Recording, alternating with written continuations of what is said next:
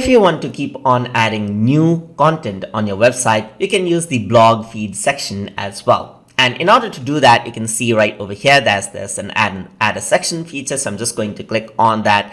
And over here on the left side, there's the blog feed, as you can see right over here. So let me just click on it, and there are various layouts that you can choose from. So let's say I want to go for this one right over here at the top, which is quite a simple layout on itself. So once you actually load that out, it'll be loaded out here onto the section, and you'll be able to edit its content.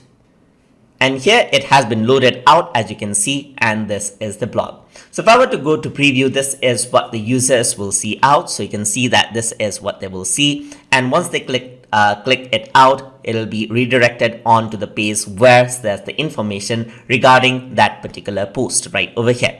So that's how the blog post actually looks like out. So I can go over here and manage this out, as you can see. So as I can manage the number of articles there are on that blog right over there. So once I go into manage, you can see that these are the content which are actually already posted. So I can create a new post right over here and then just add it in. For example, I'm just going to say learn Wix ADI right over here, and then I'm going to say this is a test article right over here. So you can see that you can add in an image, you can add a gallery, you can add a video, you can add a divider over here as well. So you can add in something like a divider, you can insert HTML code, even add in GIF animations right over here, add snippet code, and add a file as well. So just like that, I'm just going to add an image. So let's say I'm just going to click on add an image section right over here, where you can go over here onto your site files and then use the image which you already have. So I'm just going to use this,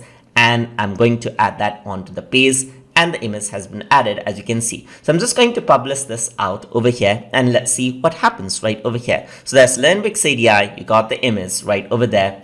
And once you close it out, it'll be updated right over here. So I'm just going to say maybe later. Don't want any members area. So you can see right over here, there's Learn Wix ADI right over here. So if I were to preview this now, this is how it seems. So you got the latest blog right over here. Once you click on it, then your particular post opens up in a new page over here, just like that. So just like that, let me just click on Learn Wix ADI.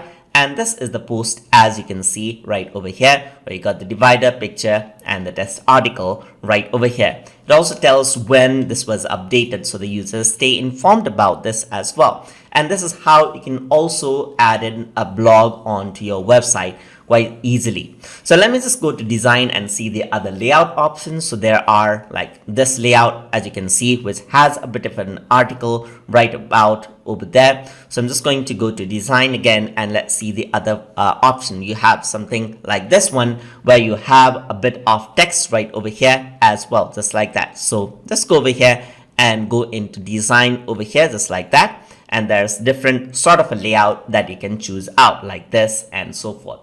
So that is how you can use the blog feed section inside of Wix ADI. So hope you guys learned something as always. And as always, please like, comment, share, and subscribe.